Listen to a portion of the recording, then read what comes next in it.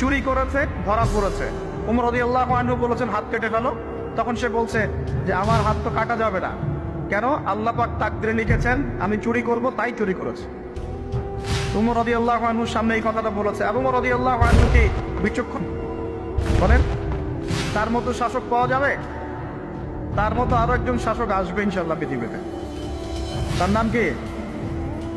নবী ঈসা আলাইহিস সালাম, ইনশাআল্লাহ তাআলা। এবং তার আগে আরো একজন ইমাম আসবেন। তার নাম কি? তার নাম হচ্ছে মুহাম্মদ। কি নাম?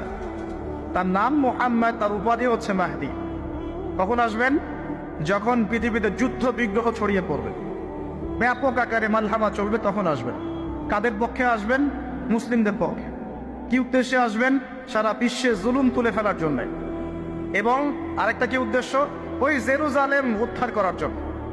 কোন জেরুজালেম? যেটা এখন ইহুদিরা দখল করে আছে। চারপাশে আরবরা, মাঝখানে ও কেমন করে দখল করে আছে? আরবদেরকে হাতের মুঠোয় নিয়ে নিয়েছে। এই কারণে মুনাফিকদের উপর টিকে আছে সে, এবং তার পশ্চিমা মিত্রদের উপর টিকে আছে। ঈসা আলাইহিস সালাম কেন আসবেন? এই জায়গাটা পুনরুদ্ধার করার জন্য। ঈসা আলাইহিস সালাম কি পরাজিত হবেন না বিজয়ী হবেন?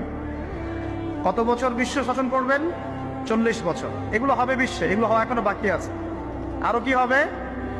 মুসলিমরা কনস্ট্যান্টিনোপল আবার জয় করবে।